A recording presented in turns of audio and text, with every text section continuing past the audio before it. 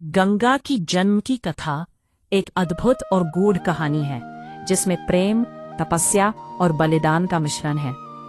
ऋषि विश्वामित्र ने एक दिन राम से कहा, वत्स राम, तुम्हारी अयोध्यापुरी में सगर नाम के एक राजा थे। उनके शब्दों में एक ऐसी गूंज थी जो समय के अंधकार में भी सुनाई दे रही थी। राजा सगर, जो पुत्रहीन थे, अपनी दोनों रानियों के साथ हिमालय की ओर बढ़े। वहां के बर्फीले पहाड़ों ने उनकी तपस्या को और भी कठिन बना दिया। राजा सगर की पटरानी केशिनी विदर्भ प्रदेश के राजा की पुत्री, एक रूपवती और सत्यपरायण स्त्री थी। दूसरी रानी सुमति ने 7,000 पुत्रों की कामना की। जैसे ही तपस्या का फल मिला, केशिनी ने एक ही पुत्र के लिए प्रार्थना की और सुमति ने अपनी बलवान संतान के लिए। समय बीतते बीतते एक दिन रानी केशिनी ने असमंज नामक पुत्र को जन्म दिया।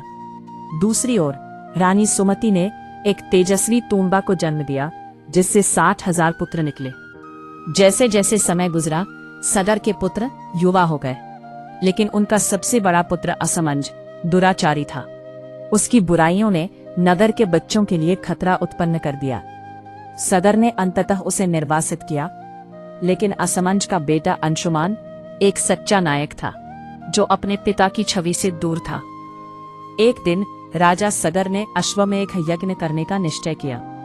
उन्होंने अपने पुत्र अंशुमान को घोड़े की रक्षा के लिए भेजा, लेकिन इंद्र ने एक राक्षस का रूप धारण कर घोड़ा चुरा लिया, जिससे सगर के 60,000 पुत्रों में हड़कंप मच गया।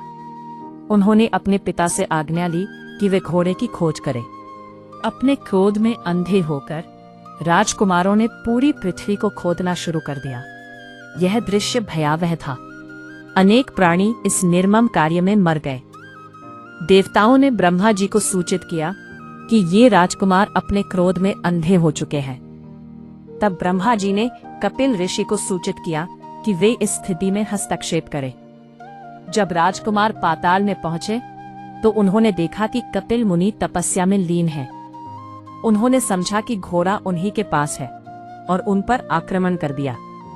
कपिल मुनि की समाधि भंग हो गई और उन्होंने क्रोधित होकर उन सबको भस्म कर दिया।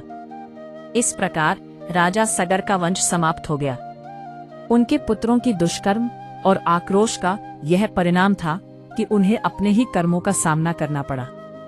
यह कथा हमें सिखाती है कि क्रोध और अहंकार के अंधे रास्ते पर चलकर हम अपने अंत को खुद ही बुलाते हैं।